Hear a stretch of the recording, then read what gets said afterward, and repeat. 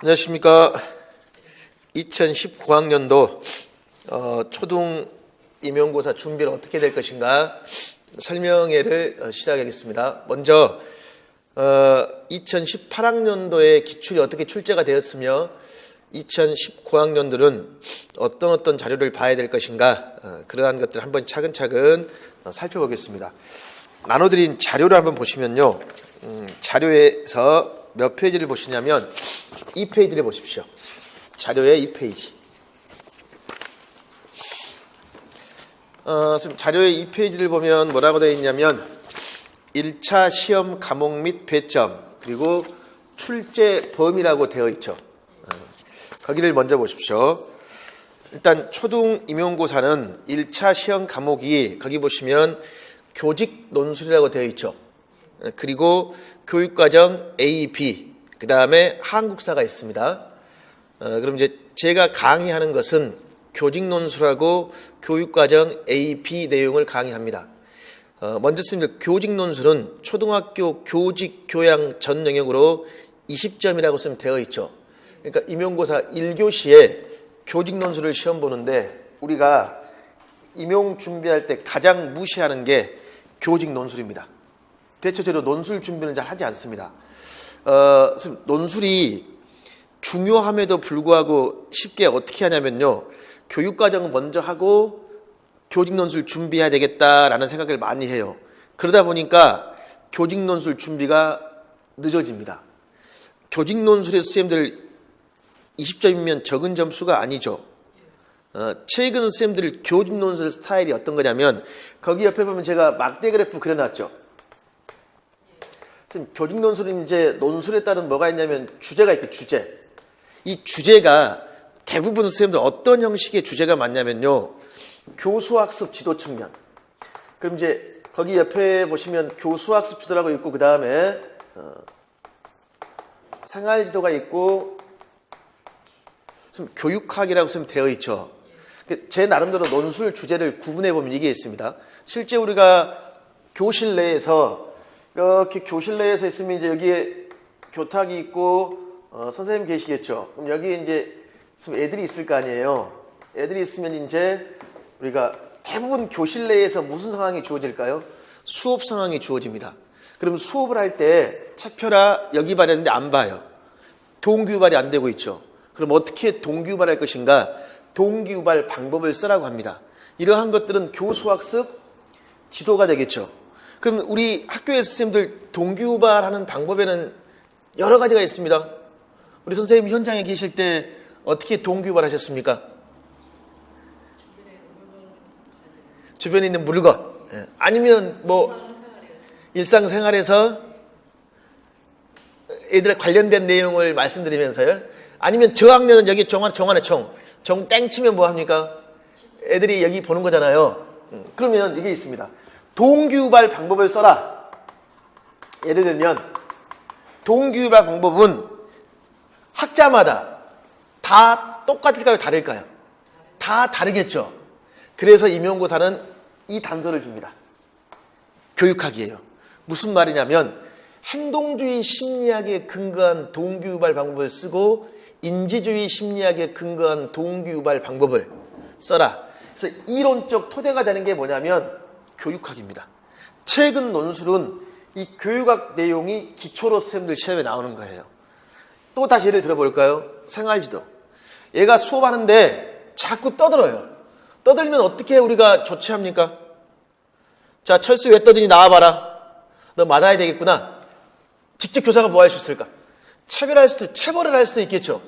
아니면 공부를 열심히 한단 말이에요. 선생님처럼. 열심히 하는 애들에게는 교사가 어떻게 또 피드백 할까요? 칭찬을 줄 수도 있겠죠. 그럼 이러한 것들이 이제 애가 뭐 떠들었을 때 어떻게 우리가 피드백 할래? 이제 이런 걸 생활지도 측면으로 볼 수도 있겠죠. 아니면 때린다든가. 이럴 때 피드백의 방법은 또 뭐 할까요? 교사마다 다르겠죠. 또 시험 문제는 이겁니다. 그러면 떠든 애들을 봤을 때 네가 어떻게 그 애를 피드백해 줄래? 사회인지학습 이론의 관점에 써라. 그러면 모범적인 사례를 제시해서 뭐 할까요? 그 행동을 모방하게 하도록 하면 되겠죠. 그러니까 최근의 문제는 다 이런 형태의 선생님들 문제들이 다 교육학 이론에 기초합니다. 근데 여기에 2017하고 2018학년도의 문제에 보면 이 이전의 문제와 가장 큰 차이가 하나 있습니다. 뭐가 있냐면 이 문제에 무엇이 플러스가 되냐면 교육과정 총론이 플러스가 돼서 출제가 됩니다. 지금 교육과정 총론이라는 것은 무슨 말이냐면 자, 지금 이제 올해 선생님들 임용을 준비하는 선생님들은 2015 개정 교육과정을 공부합니다. 즉 2015년도의 교육과정이 뭐였을까요? 바뀌었어요. 그럼 2015 개정 교육과정이 도대체 뭔가를 알아야 되겠죠. 거기에 대해서 설명하는 걸 우리는 뭐라고 말하냐면 보통 총론이라고 합니다. 그러니까 2015에서 교육의 중점이 뭐고 2015가 추구하는 교육적 인간상이 무엇인가 이런 전반적인 것들을 선생님들 공부하는 거예요. 그러니까 최근 논술은 무엇이 플러스 된다? 총론. 그러니까 그러면 논술이 결코 쉽지는 않습니다. 전반적 포괄적 내용을 다 공부해 줘야 돼요. 그러니까 교직 논술을 준비하려면 결국은 선생님들 예를 들면 총론은 초등교육과정과 관련되겠죠. 초등교육과정 형태의 문제, 초등교육과정과 교육학을 플러스한 형태의 문제가 최근에 출제가 잘 돼요. 선생님 그렇다고 우리가 그 교육학 많은 분야, 뭐 교육사, 교육철학을 다 공부할 필요는 없습니다. 초등교육과정과 연계되는 분야가 있을까 없을까요? 교수학습 지도, 교육평가, 교육과정 파트 있죠. 교육학에서. 주로 그쪽 부분의 내용이 많이 출제가 됩니다. 요 강의는 제가 7, 8월 달에 별도로 교육학 논술 기초다지기라고 별도로 연관지 할 겁니다. 근데 이제 최근에 논술 패턴에 또 뭐가 있냐면요.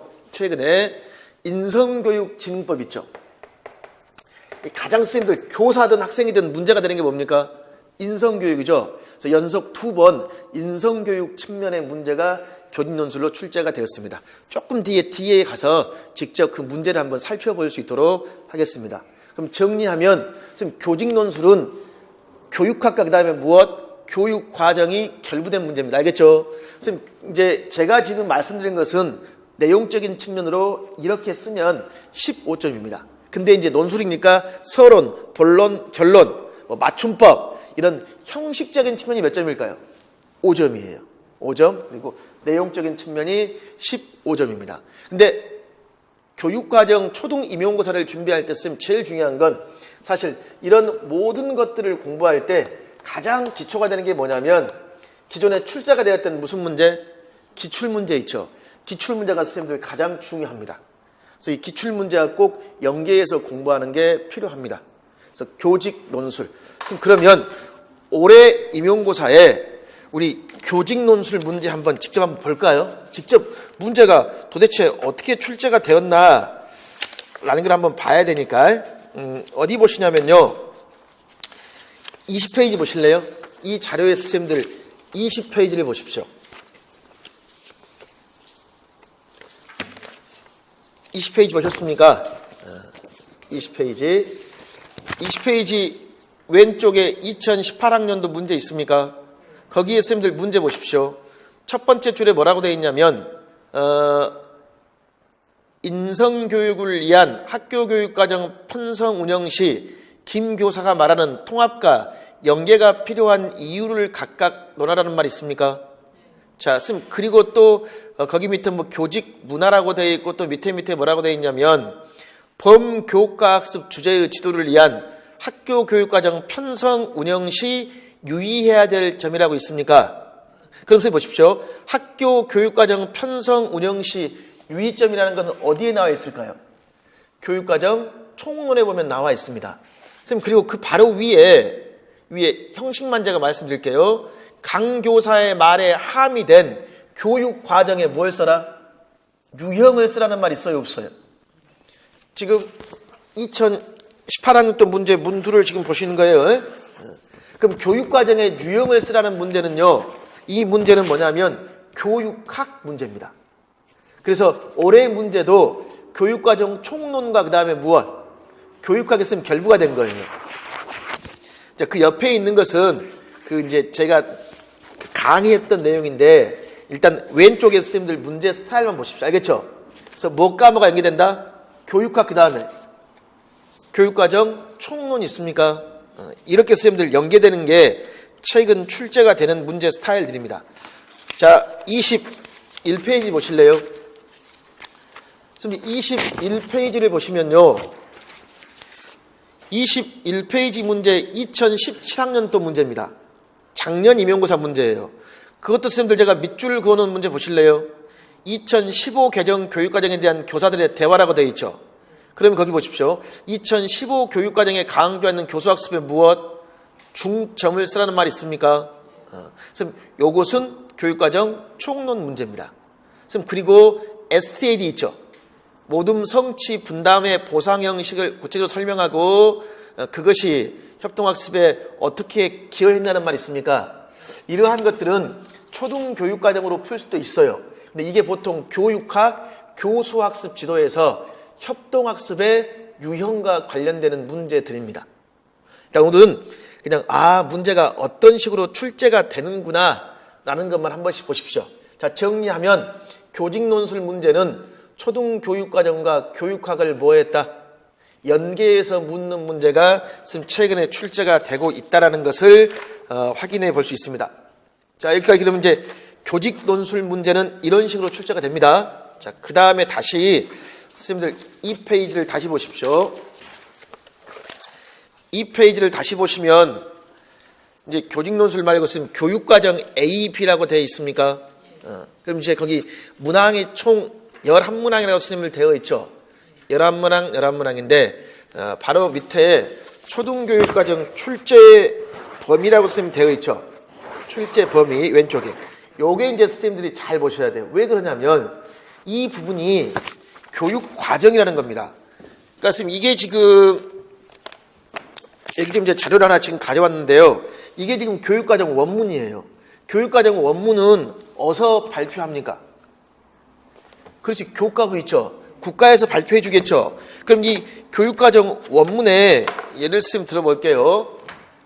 예를 들면 방금 제가 쓴 교육과정이라는 걸 말씀드렸죠.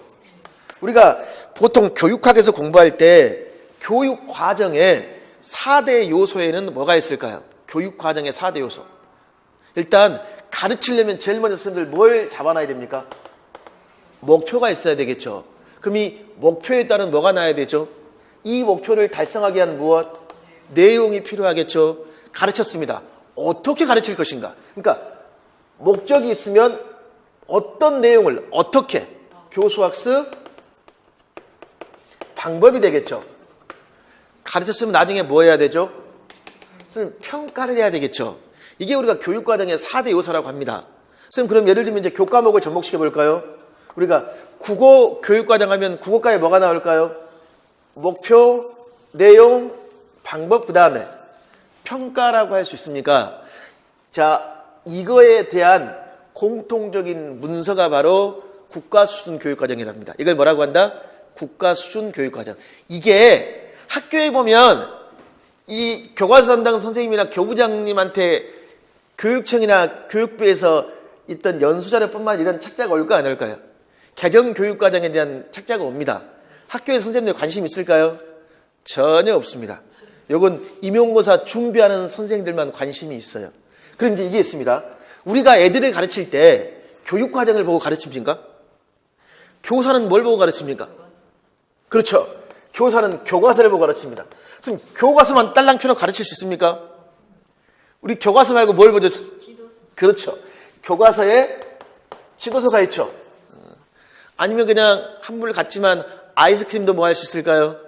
클릭해서 볼 수도 있죠. 그럼 교과서와 지도서를 만들죠. 누가 만듭니까?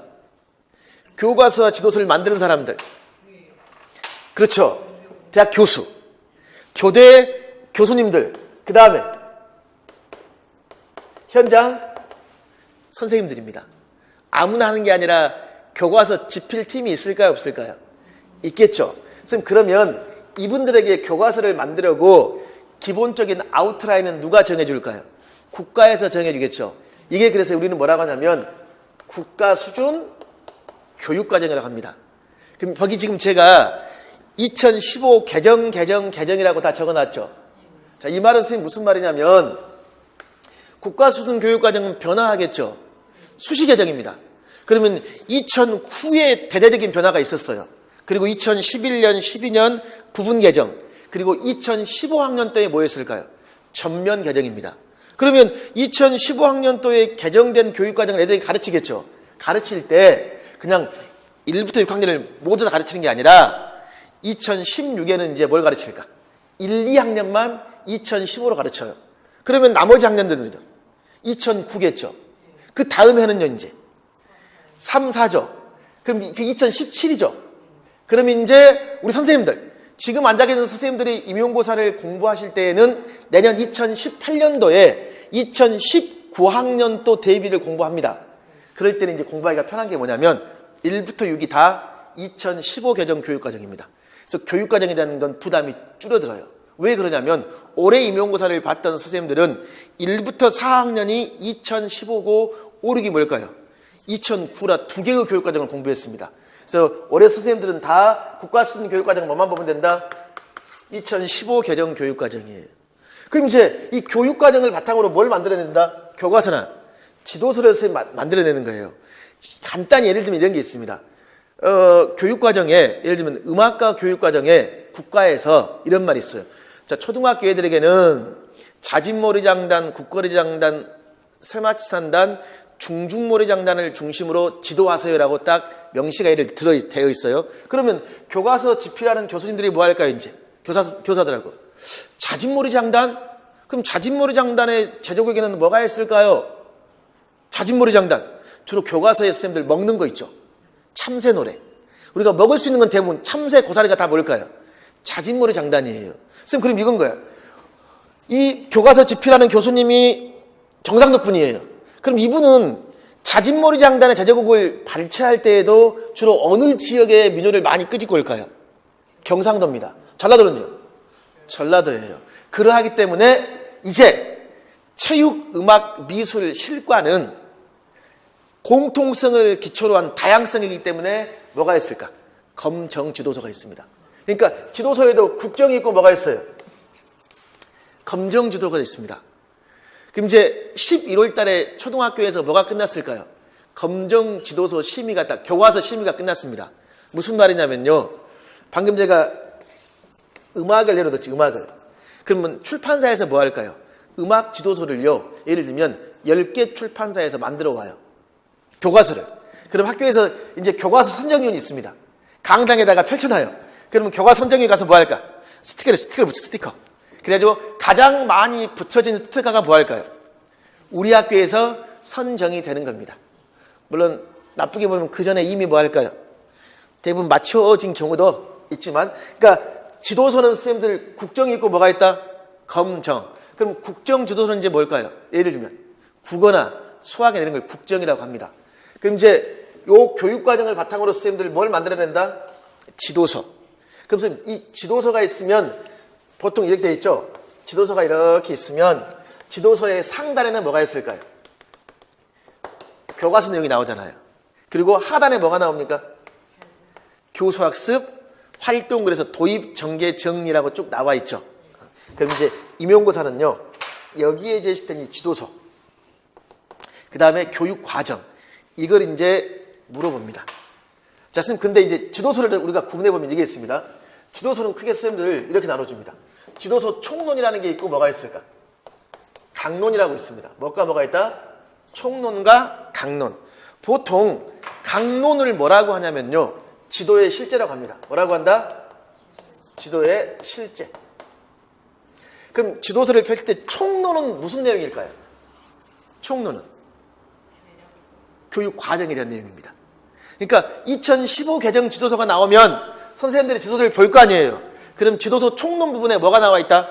2015 국어과에 대한 내용이 전반적인 설명이 들어있어요. 그러니까 국어과 지도서는 국어과에 대한 설명만 있겠죠. 근데 혼자가 만들 게 하나 있습니다. 다시 우리 이쪽 한번 보이실래요? 이쪽 카메라 선생님 이쪽 한번 보여주십시오. 총론 있죠? 여기는 교육과정 총론이야. 선생님, 교육과정 총론 이 부분은 여기는 무슨 말이냐면 2015 개정 교육과정의 모든 교과에 대한 내용을 뭐 할까? 개랄적으로 설명해 놓은 부분이고, 국어 지도서의 총론은 무엇을 자세히 설명한 거예요? 국어 지도서를 자세히 설명한 겁니다. 그럼 이제 선생님 이게 총론이라는 게 있고, 그 다음에 이제 실제 1학년 1학기 1단원부터 가르쳐야 되겠죠. 그걸 뭐라고 한다? 강론이라고 그래요. 그 다음에 또 지도서에 따라서 국어 같은 경우는 총론, 강론 말고 선생님들이 이제 강론에 이게 나오겠죠. 맨 뒷부분에 뭐가 나오냐면 부록이라고 나옵니다. 뭐가 나온다?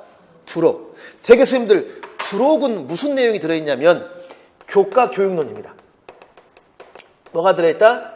교과 교육론. 지금 이게 무슨 말이냐면 예를 들면 우리 초등학교 1학년 애들에게 자음과 모음을 가르쳐야 되겠죠. 그럼 초등학교 1학년에게 자음과 모음을 가르쳐 줘야 됩니다. 그럼 자음과 모음을 가르칠 때 누구의 이론에 근거해서 자음과 모음을 가르쳐야 될까요? 예를 들면 선생님들 글자를 가르칠 때, 글씨를 가르칠 때 자모식으로 배운 사람이 있고 음절식으로 배운 사람이 있습니다. 즉 무슨 말이냐면 어렸을 때 글씨 배울 때 엄마가 동화책을 먼저 읽어주고 글자를 가르치는 분도 계시고, 아니면 여기 봐, 이거 기억이야 기억, 이건 뭐야? 니은이야, 이건 무엇? 디귿. 받았어. 기억, 니은, 디귿. 이렇게 가르치는 부모님도 계시고, 그렇지 않으면 기억을 먼저 가르치는 게 아니라 선생님들 뭘 가르칠까요? 과자. 이걸 먼저 가르쳐줘요. 그러면 이런 단어식으로 가르치는 게 효과적일까요? 아니면 이렇게 자모식으로 가르치는 게 효과적일까요? 여기에 대한 이론적인 설명이 있을까 없을까? 있겠죠. 그게 바로 교과 교육론입니다. 1층에 자료 있습니다. 1층에 자료 받아오세요. 교과 교육론.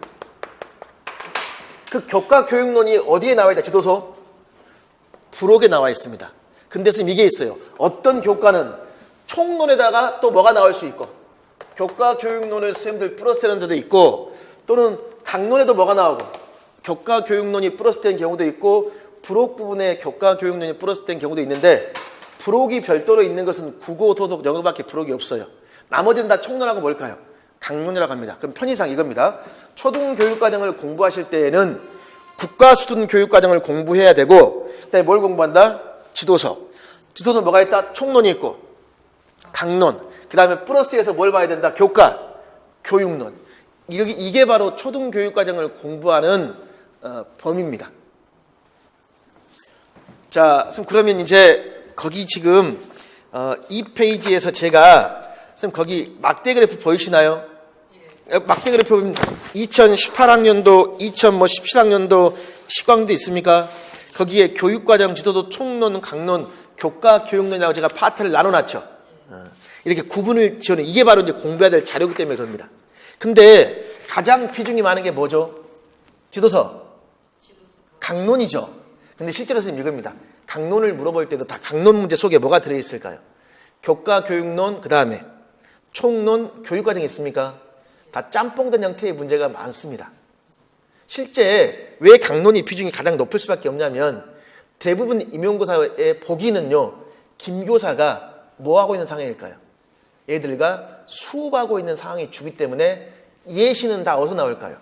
강론에서 예시가 나올 밖에 없습니다. 그래서 강론이 높은 거예요. 자, 그럼 이제 여기에 대한 걸 더 세분화시켜서 봐야 됩니다. 일단은 그냥 교육과정, 총론, 강론, 교과, 교육론을 공부해야 되는구나 라고 하시면 돼요.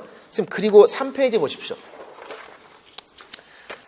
그리고 3페이지를 보시면 제가 지금 과목별로 제가 적어놨죠. 국어 기출 때려잡기 및 학습 방향 되어 있습니까? 2018학년도, 2017, 16학년도 있는데 거기 보면 문항이요 보면 선생님 국어는요 지금 1, 2, 3이라고 되어 있습니까? 교육과정 A에 1번 문항, 2번 문항, 3번 문항이 다 뭘까요? 국어입니다. 국어는 임용고사에 총 몇 문제가 나오냐면 3문제가 나옵니다. 가장 점수 비중이 높아요. 선생님 근데 보니까 올해 문제를 보니까 보십시오. 올해 문제 스타일 자체를 선생님 쭉 봤을 때 지금 여기 선생님들 국어과 문제 있죠. 국어 문제를 보면 교육과정 문제도 있고 또 뭐가 있습니까? 부록도 있고 또 뭐가 있어요, 선생님들? 강론이라고 선생님 제시가 되어 있습니까? 안 되어 있습니까? 제시가 되어 있죠. 그리고 그 밑에 제가 이제 공부하는 방향이 뭔가 교육과정, 총론, 부록, 영역별 출제 빈도, 맨 밑에 출제된 지도서 강론의 내용의 특징이라고 쓰면 되어 있습니까? 각 교과별로 이제 한번 구분해 가지고 어떤 식으로 무엇이 어떻게 출제가 되고 있는가라는 걸 한번 보여주는 문제거든요. 그래서 거기에 자, 교육 과정도 물어보고 지도서 총론도 물어보고 부록 나와 있습니까? 교육 과정에 뭐라고 되어 있습니까? 최근 2년간 많이 출제된다는 말이 있습니까? 선생님, 그리고 그 밑에 이런 말이 있어요. 교육과정 원문에 제시된 무엇이 출제가 된다고 되어 있습니까? 내용체계표의 무엇? 기능이 강론과 연계되어 출제가 잘 된다라고 있어요, 없어요? 아직은 선생님 이게 무슨 말인지 애매하죠? 그러니까 직접 이건 선생님 문제를 한 번씩 봐줘야 돼요. 일단 나왔던 기출이 계속 반복해서 출제가 잘 됩니다. 일단 이것만 일단 보십시오. 그리고 그 밑에 봐. 지도서 총론 내용은 크게 몇 개다? 2개의 부분이란 말이 있습니까? 앞부분은 교육과정 해설이고 뒷부분은 교과서. 뭐 단원이라고 쭉 되어 있죠. 근데 출제 빈도가 0이라고 되어 있다는 것은 출제되지 않았다는 것이 있습니까? 근데 2008년 이전 서답형에서는 단원 구성 부분과 내용 체크가 연관된 문제가 출제가 되었다. 자, 이게 무슨 말이냐면요. 임용고사의 문제 스타일이 이게 있습니다. 2008년 이전의 기출문제는 서답형. 그리고 그러니까 이게 있어요.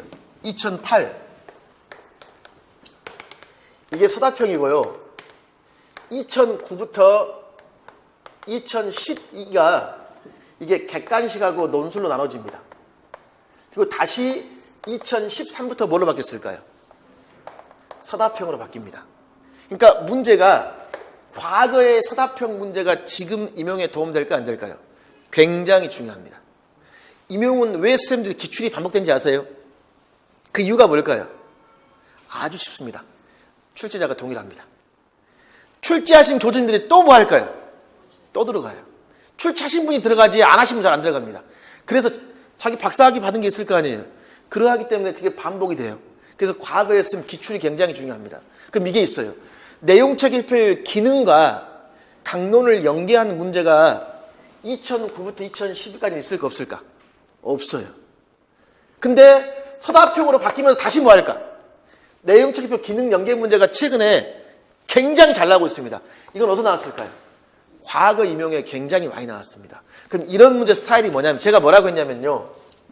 지금 교육 과정을 바탕으로 무엇을 만들라고 했습니까? 지도서를 만든다고 그랬죠.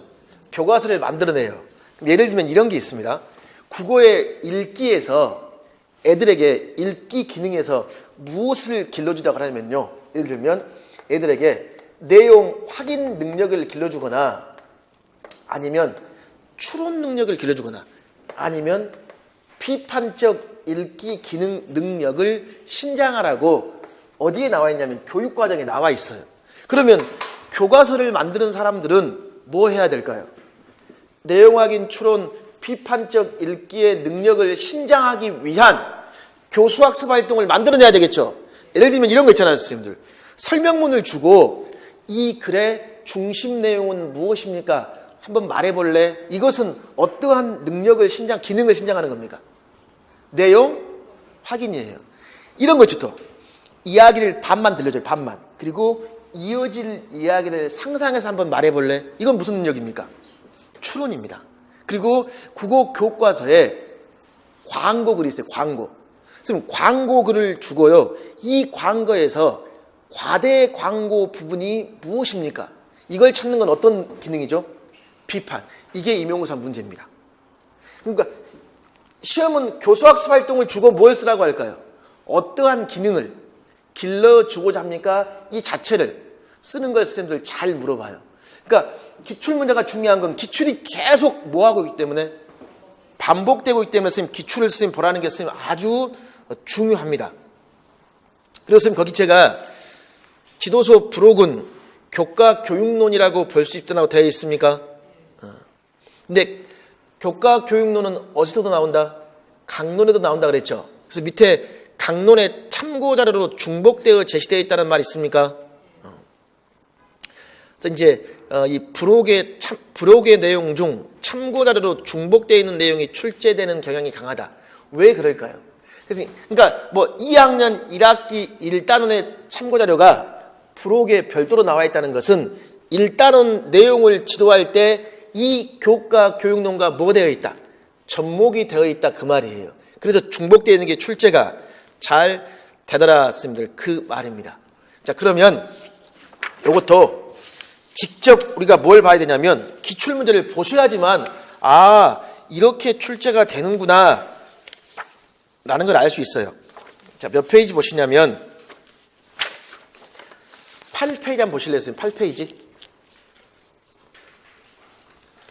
8페이지 보십시오. 선생님 8페이지 보면 국어 기출문제 있습니까? 그리고 제가 맨 위에 이 제목을 뭐라고 그랬습니까? 내용체계 플러스 읽기 플러스 쓰기 플러스 그 다음에 무엇? 문법이라고 쓰면 되어 있죠. 그러니까 국어는 듣기 말하기 읽기 쓰기로 되어 있잖아요. 자, 왼쪽에 보시죠. 왼쪽에 올해 임용고사에 2018년도 기출이 있습니까? 그럼 선생님 제가 여기 네모박스 있는 부분 보이시죠? 2018학년도 그 맨 밑에 네모박스 보십시오. 거기에 선생님 보시면 읽기 활동이라고 되어 있습니까? 그리고 글의 화제나 대상 파악하기 되어 있죠.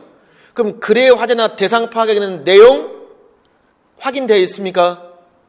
그 다음에 질문을 통해 글쓴이의 관점 파악에는 뭐다? 추론. 글쓴이의 관점 평가하기는 뭐죠? 비판하기라고 되어 있습니까? 안 되어 있습니까? 찾으셨죠? 선생님 그러면 내용 확인, 추론, 비판하기는 내용 체계표에 제시된 뭘까요? 기능입니다. 바로 그 옆에 반가로 3번 문제 보십시오. 바로 그 옆에 반가로 3번 문제 보시면 내용 체계표에 기능이라고 되어 있습니까? 안 되어 있습니까? 보이셨죠? 그러니까 이게 최근에 굉장히 잘 나오는 거예요. 선생님 그러면 이 문제가 2017학년도 바로 그 옆에 보실래요? 2017학년도 있죠? 거기에 선생님 보시면 나의 읽기에 기능 되어 있죠? 그리고 선생님들 내용 확인 있습니까? 그리고 비워놨죠? 그러면 2017학년 때 문제는 내용 확인이라는 걸 주고 그에 따른 뭘 써봐라? 교수학습, 활동을 써봐라 쓰면 그 말이에요. 똑같은 형태입니다. 또는 어디 보시냐면 최근에 잘 나오고 있는 걸 한번 보여드린 거예요. 어디 보시냐면 12페이지 보실래요? 12페이지. 자, 선생님 12페이지 보면 방금 왼쪽 보면 방금 전에 봤던 그 나의 읽기 기능 내용 확인 추론 평가 및 감상이라고 되어 있습니까? 왼쪽에 지금 나와 있죠. 요거 그 옆에 선생님 2015 기출이라고 되어 있습니까? 거기에 반가로 1번 문제 보십시오. 자, 내용 체계표에 읽기의 기능이라고 있어요, 없어요? 또 읽기의 기능이 있습니까? 1번 문제 읽기의 기능하고 선생님들 두 개 비워놨죠. 그걸 쓰라고 그랬죠. 그러니까 어찌됐든 내용 체계표에 뭐가 시험에 출제가 잘 되고 있다. 읽기에 기능이 출제가 쌤 잘 되고 있죠. 이걸 무엇과 연관지어서 교수학습, 활동과 연관지어서 이렇게 나오다가 올해 임용고사는 또 무엇을 쓰라고 했냐면 쓰기의 기능을 쓰라고 했습니다. 그러니까 나왔던 기출을 분석해보면 읽기의 기능이 이런 식으로 나오구나. 그럼 앞으로도 읽기 말고 듣기 말하기의 기능도 있고 뭐가 있을까요? 쓰기도 기능이 있어요. 이런 게 시험에 출제가 잘 되는구나. 그래서 이 초등교육과정과 공부할 때, 교육과정 공부할 때 제일 중요한 건요, 학원 강사가 만들어 놓은 예상 문제가 아닙니다. 임용고사 기출문제입니다.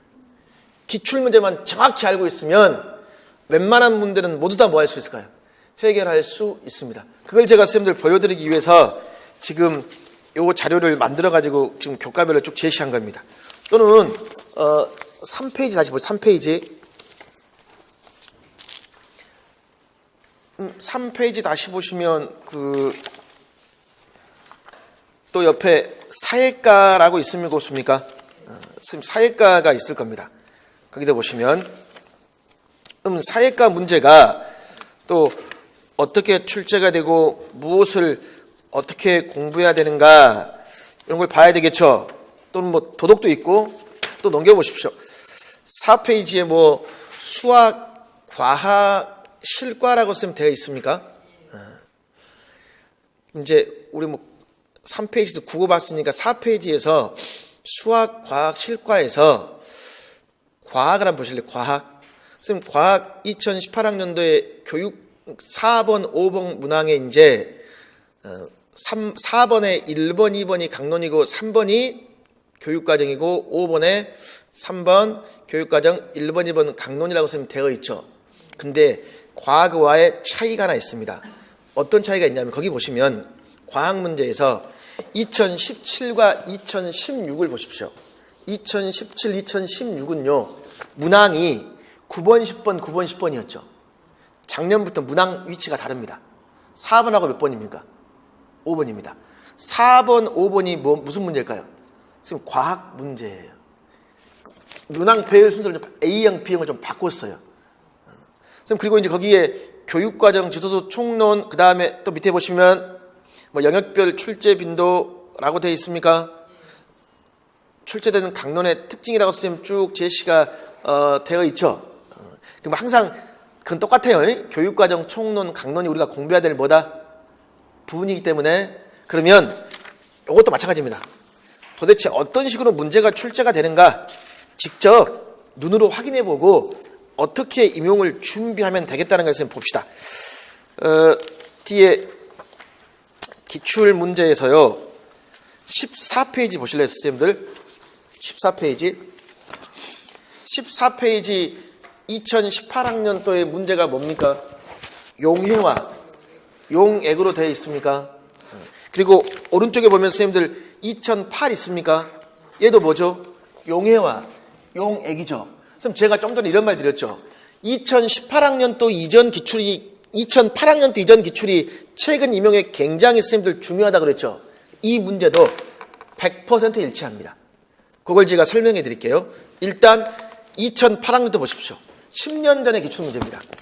그래서 2008학년도 문제를 보면 7번에서 나를 보십시오. 붕산을 물에 녹이는 실험이라고 있습니까? 나에. 그리고 실험 보고서가 선생님 나와 있죠. 그 실험 보고서를 한번 보시면 뭐라고 되어 있냐면 교과서에 제시된 실험 절차, 찬물과 따뜻한 물에 붕산을 넣고 뭐한다? 저어준다. 어느 쪽이 붕산이 더, 자 밑줄, 빨리 녹는지 비교한다. 밑줄 딱 그어보십시오. 그러면 교과서에 제시된 실험 절차를 보니까 오늘은 무엇에 대해서 실험합니까? 학습 주제가 뭐죠? 자, 물에 뭐에 따라서? 온도에 따라서 붕산이 녹는 뭐다? 빠르기입니다. 맞죠? 그럼 온도에 따른 빠르기예요. 그럼 온도는 영향을 주죠. 그러니까 이걸 우리는 무슨 변인이라고 할까요? 독립 변인이라고 합니다. 자극을 주는 걸 독립이라고 그래요. 그러면 이 자극을 받아서 변화하는 게 뭐가 될까요? 빠르기죠. 이걸 뭐라고 그러죠? 우리는 종속이라고 합니다. 뭐라고 한다? 종속 변인. 그래서 독립 변인이 있고 뭐가 있더라? 종속 변인이 있습니다. 독립, 종속. 그리고 이제 그 밑에 예상, 관찰, 설명 있습니까? 그럼 설명의 밑줄 그어보십시오. 물의 온도가 높을수록 붕산이 더 많이 녹는다의 밑줄 딱 그어보십시오. 선생님 뭐가 문제냐면 교과서의 실험에서는 뭘 공부했죠? 물의 온도에 따른 무엇? 빠르기죠. 근데 얘는 보고서에 뭐라고 써버렸습니까? 그렇죠. 양으로 적어버렸습니다. 그럼 선생님 이겁니다. 물의 온도는 빠르게 영향을 줍니까 안 줍니까? 주죠. 그리고 양도 영향을 줄까 안 줄까? 주죠. 근데 얘는 무엇과 무엇을 혼동하고 있습니까? 그렇지. 오늘은 빠르기 실험인데 얘는 뭐 했습니까? 많이 녹다 양으로 해버렸죠. 그럼 거기 옆에 4번 문제를 보시면 지금 4번 문제에 물의 온도와 뭐의 관계, 물의 온도와 뭐의 관계를 정확하게 뭐 하더라? 구별하지 못한다는 말 있습니까? 그러니까 물의 온도와 녹는 양, 물의 온도와 녹는 그렇죠. 속도와의 관련성을 잘 모르고 있죠.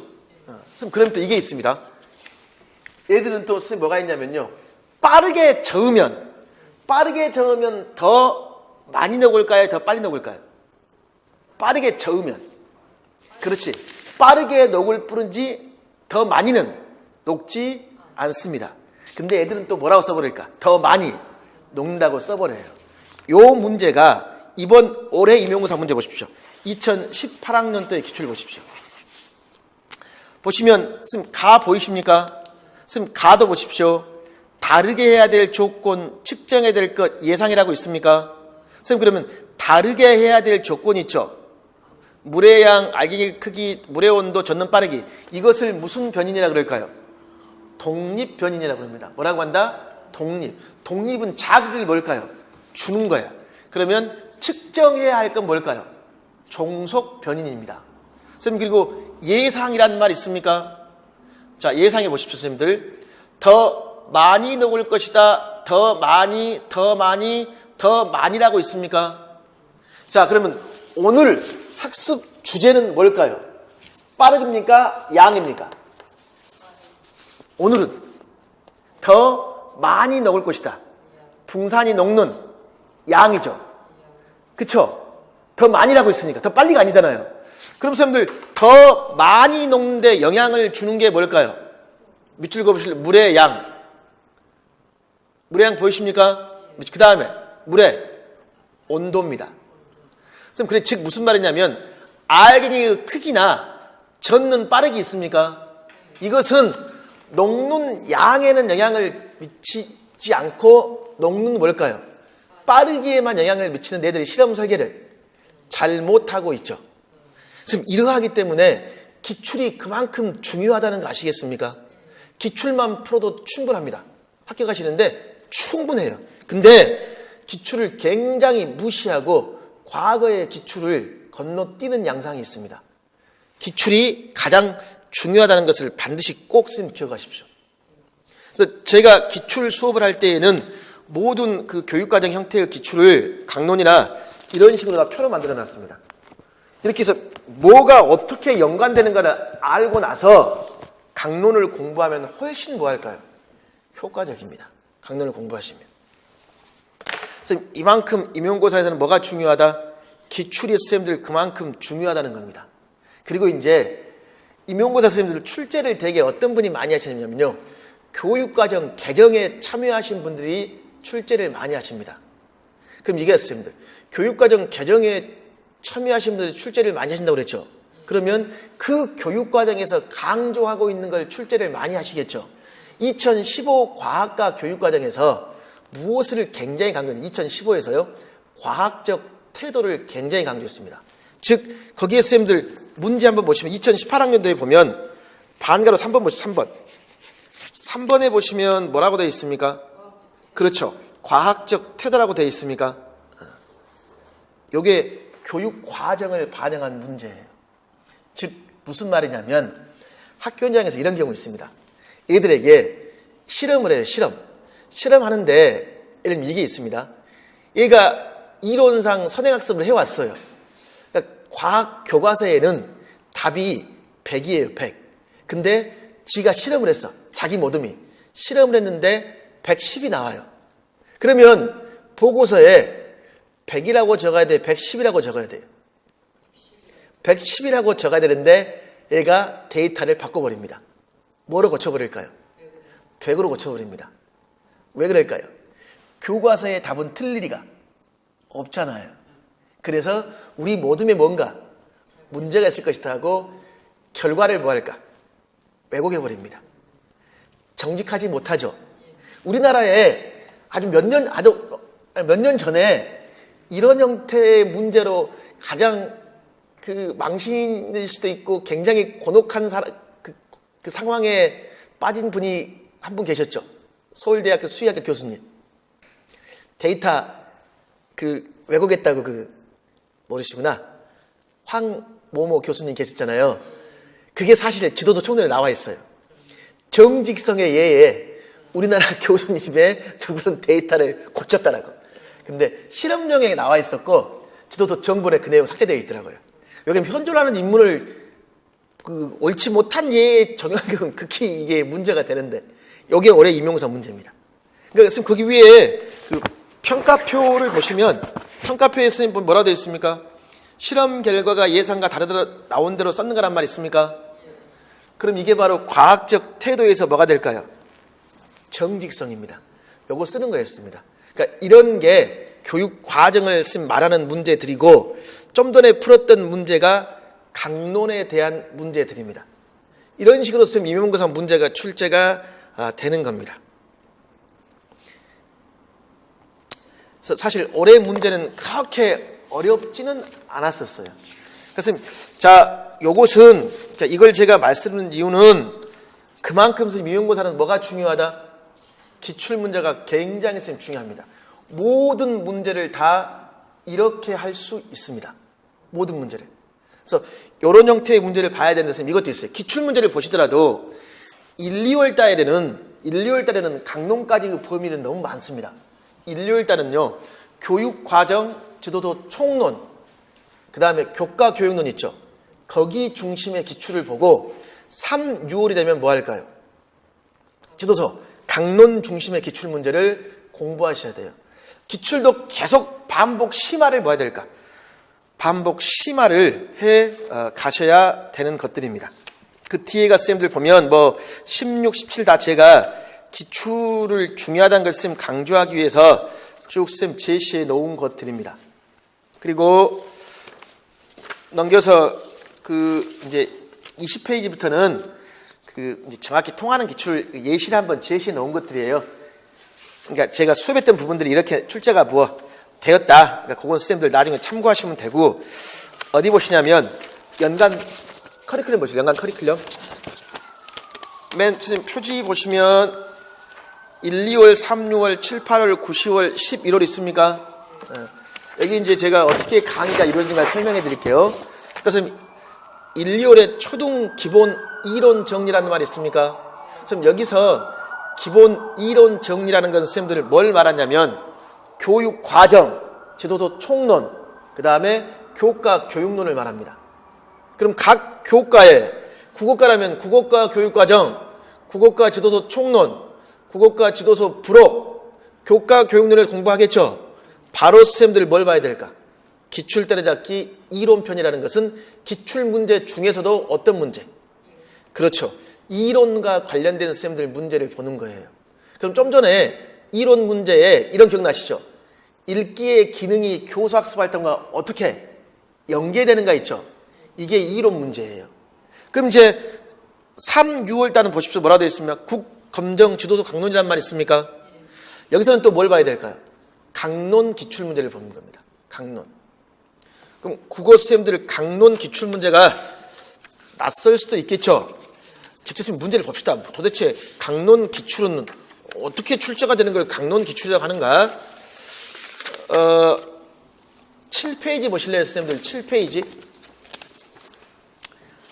자, 지금 7페이지 왼쪽을 보시면요.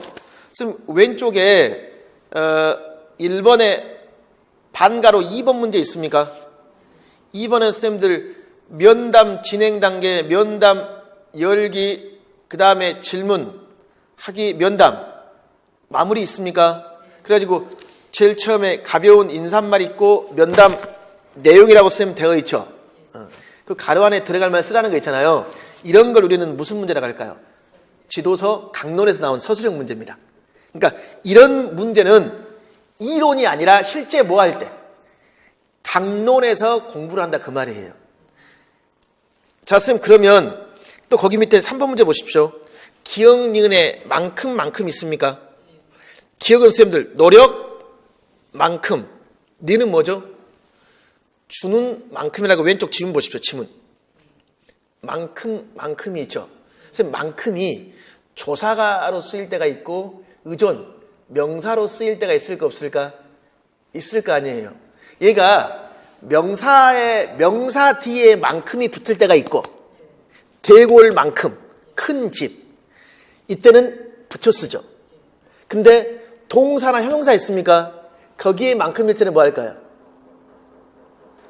띄어 쓴단 말이에요. 그러니까 요런 내용 있잖아요. 선생님, 이런 내용들을 선생님들을 공부할 때에는 우리가 편의상 강론이라고 합니다. 알겠죠?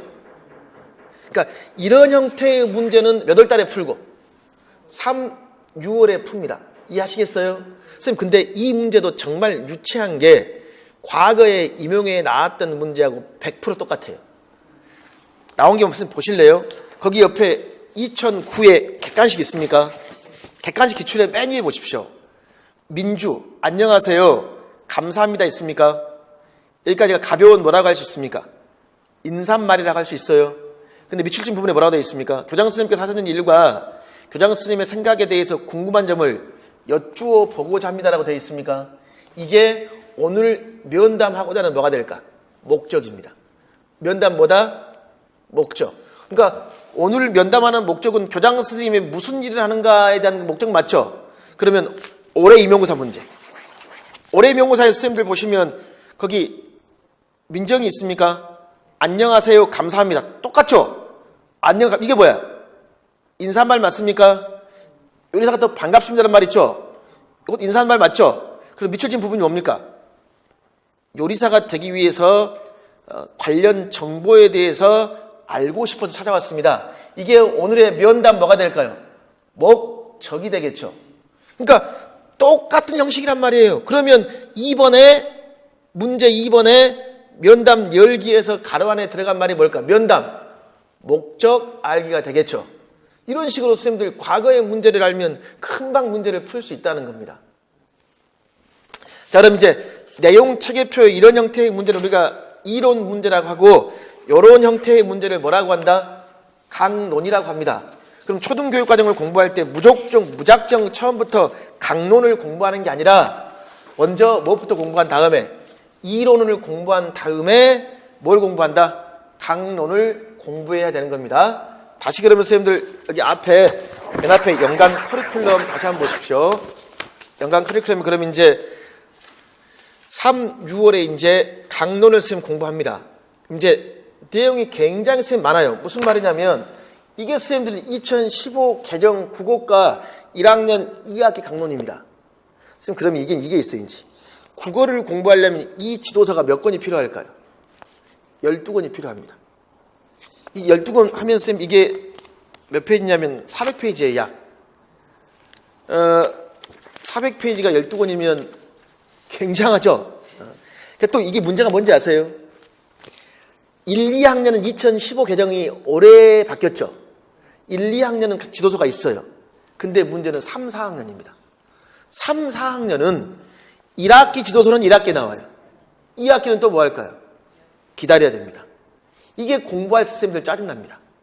그래서 뭐가 필요하냐면 7, 8월 달이 되면 1학기에 공부한 것, 2학기에 공부한 걸 묶어서 단권화를 해놔야 돼요. 왜 그러냐면 국어 하나만 하더라도 몇 페이지예요? 40페이지입니다. 이걸 단권화 정리가 필요해요. 그게 7, 8월 달에 1타 3피라고 되어 있죠. 그러니까 이론도 단권화, 강론도 단권화, 그 다음에 무엇? 기출도 뭐 할까요? 단권화를 합니다. 그게 이루어져야 돼요. 그러고 나서 이제 교직 논술을 무시하지 말라고 그랬죠. 이때부터 논술을 한번 써봐야 돼요. 더 좋은 건 선생님들 1월 달부터 한 달에 한 번씩은요. 논술 기출을 한번 써보는 게 굉장히 중요합니다. 채점하는 선생님들 대부분의 공통된 말이 글씨를 너무나 못 써요. 그러니까 사람이 채점하기 때문에 이거 영향 미칩니다. 선생님 임용고사 채점은 어떻게 하냐면요.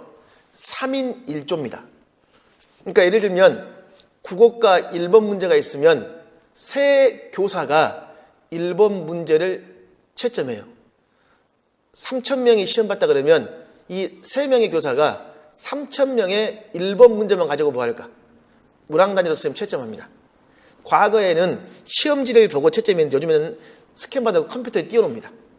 그리고 이제 점수를 매겨줘요. 그럼 세 사람이 동일한 문항을 가지고 점수를 매기겠죠. 근데 어떤 사람은 5점, 어떤 사람은 3점, 어떤 사람은 1점이야. 그럼 다시 뭐 할까요? 다시 모입니다. 너는 왜 이렇게 줬냐? 너는 왜 이랬냐? 왜 이랬냐? 다시 채점하라고 그래요. 그런 식으로 점수를 주는데 그 선생님들 하시는 말씀이 글씨도 굉장히 중요한 게 이게 처음에는 기분 좋게 채점을 해요. 나중에 똑같은 걸 보니까 뭐 할까 이제? 짜증이 나요. 그러니까 뭐 하라고 하냐면요. 글씨가 못 쓰면 아예 읽어보기가 싫대요.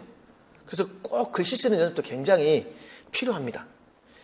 절대 선생님들 교직 논술 무시하지 마십시오. 20점, 20점 교직 논술.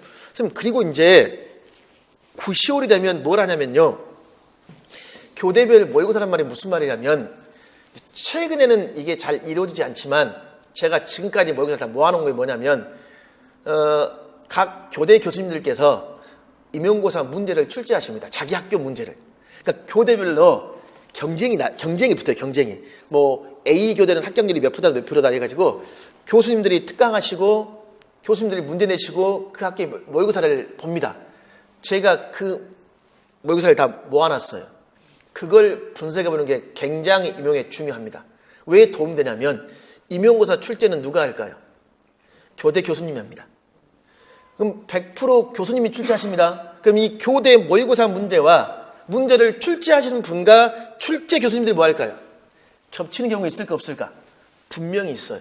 그래서 교대 모의고사가 굉장히 중요합니다. 단 교대 모의고사 문제는 바꿔야 돼요.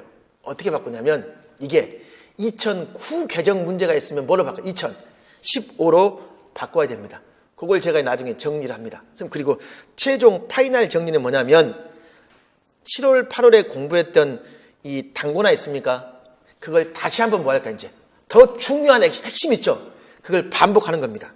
그리고 11월 달에는 이제 10월 말부터 11월 달은 최종 실전 모의고사가 뭐냐면 실제 임용과 동일하게 논술, 교육과정 A, B를 시간제에서 시험을 봐야 됩니다.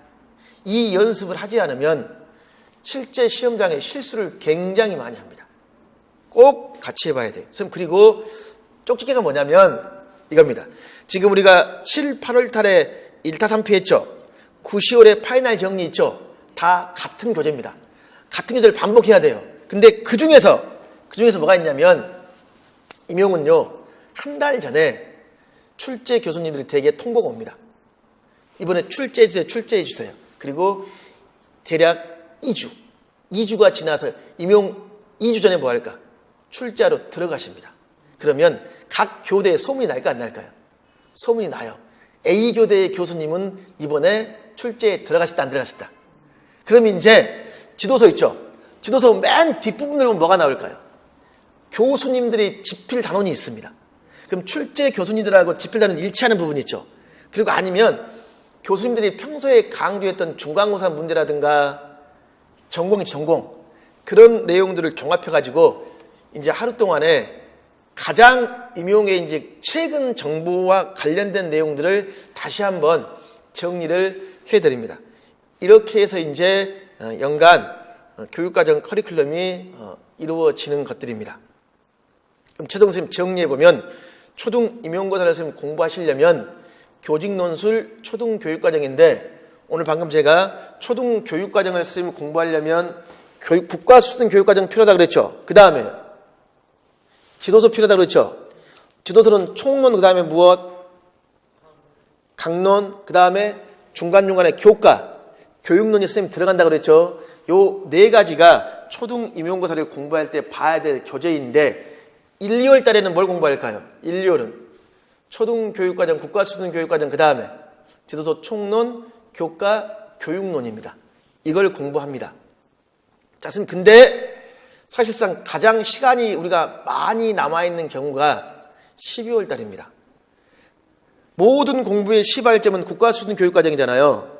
그래서 제가 다음 주부터 국가수준교육과정에서 임용의 출제가 잘 된 부분을 약 10시간 정도 1, 2월 강의를 들어가기 전에 국가수준교육과정을 한번 쭉 저하고 중요한 부분을 살펴볼 겁니다.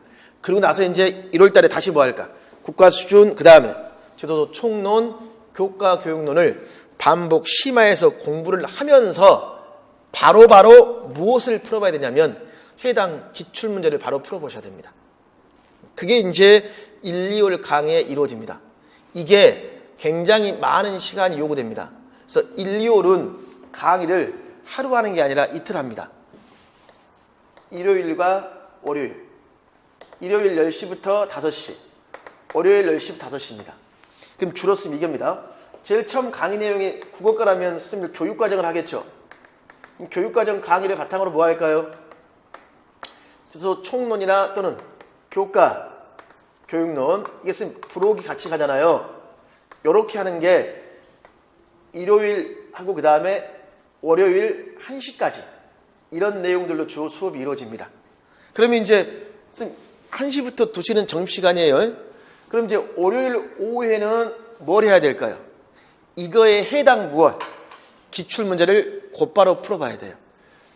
그렇게 수업이 이루어집니다. 이게 8주가 아니라 10주입니다. 10주 과정을 통해서 이런 수업이 이루어집니다. 그리고 이제 3월부터 6월까지는 다시 뭐 할까요? 이제 국어과 지도서 강론을 뭐 할까요? 공부를 하겠죠. 근데 강론을 공부하다 보면 또 이론 부분이 나올까 안 나올까? 나옵니다. 그래서 그걸 또 다시 또 반복, 심화를 하면서 이제 기출의 강론편을 공부를 합니다. 그리고 7월부터는 이제 뭐가 필요하다? 단권화하는 연습을 하지 않으면 굉장히 난해합니다. 그래서 왜 그러냐면요. 지도서 공부할 걸 쌓아놓으면 여기서부터 여기까지 올라갈 겁니다. 지도서. 요거 한 번 보는데 사실 8월, 9월까지 가요. 한 번 보면 이게 있습니다. 국어를 시작했어요. 그리고 3월에 국어를 시작했습니다. 9월에 끝났어요. 강론이. 다시 국어를 보려면 생각이 안 납니다. 잊어버립니다. 그래서 7, 8월부터는 뭐가 필요할까요? 단권화하는 과정이 반드시 필요합니다. 정리를 하지 않으면 잊어버립니다. 그래서 그때부터 선생님 단권화 1타 3피 강의가 이루어지면서 이제 9, 10월 문제와 접목에서 11월 최종 실전 쪽집기 강의가 이루어집니다. 자, 그래서 이게 1년 제가 준비해 놓은 커리큘럼입니다. 자, 그럼 오늘 선생님들 초등 임용고사가 어떻게 출제가 되는지는 아시겠죠? 무엇을 봐야 되는지 선생님 그럼 집에 가시면 하실 일이 있습니다. 오늘 거기 지금 3페이지부터 제가 각 교과별로 공부해야 되는 방법을 개략적으로 쭉 적어놨죠. 여기 부분은 한 번씩 선생님들 정독을 해보십시오. 물론 이거 지금 한번 읽어보면 굉장히 졸릴 겁니다. 공부 시작할 때 보면 뭐야 그게 그 말 갖고 쭉 이래요 선생님들. 그래 한번 읽어보십시오. 읽어보시면 분명히 교과별로 분명히 차이가 있습니다. 무슨 말이냐면요. 어떤 교과는 교육 과정 부분이 출제가 굉장히 잘 되고 어떤 교과는 또 교육 과정보다는 강론이 잘 되고 이런 부분이 분명히 차이가 있어요. 예를 한번 선생님 들어볼까요? 5페이지 보시죠. 5페이지. 선생님 5페이지 예체능 있습니까?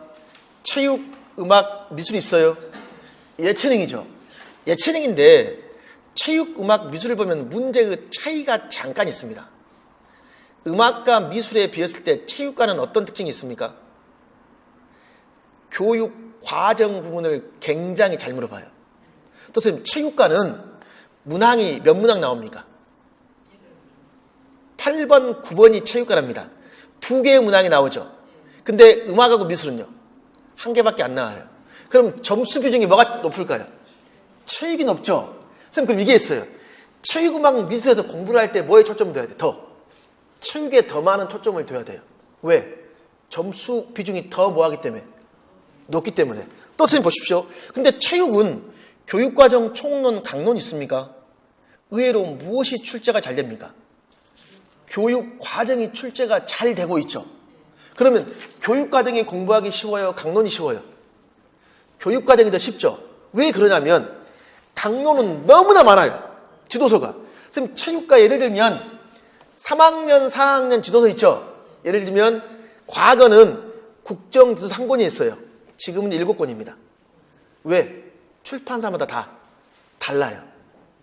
그럼 얘들은 강론 보기 전에 뭘 더 많이 봐야 될까?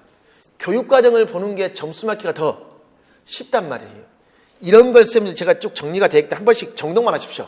그리고 나서 이제 저하고 본 수업 들어가실 때 이런 내용들이 이런 내용이었구나 라는 걸 더 구체화시켜서 공부를 할 겁니다. 그래서 꼭 한 번씩은 선생님들이 읽어보시고 다음 주에 그럼 이제 다음 주에 여기서 뭐에 대해서 제가 선행학습 한다고 그랬습니까? 교육 과정 있죠. 이거에 대해서 설명할 겁니다. 오늘 그러면 집에 가서 그냥 뭐만 보시냐면 교육 과정에는 어떤 식으로 공부해야 될 것인가 범위를 줄여서 각 교과별 한번 정독을 해볼 수 있도록 하십시오. 아시겠습니까? 그럼 다음 주에는 선생님들 유인물로 수업을 하는데요. 다음 시도 어떻게 되어 있냐면 국어다 그러면 제가 국어과 교육과정을 공부하고 교육과정 끝나는 부분에 무엇을 수록해 놨냐면 국어과 교육과정 자체에 무엇 기출문제만 수록해 놨습니다. 그러면 그거 한 이론을 공부하고 이 기출문제 부분은 뭐 할까? 바로 그날 형성평가로 시험 봅니다. 그럼 바로 풀어보고 저와 같이 풀면서 복습 이런 식으로 수업이 이루어집니다. 자, 여기까지 해서 2019학년도 초등 임용 설명회를 마치겠습니다. 수고하셨습니다.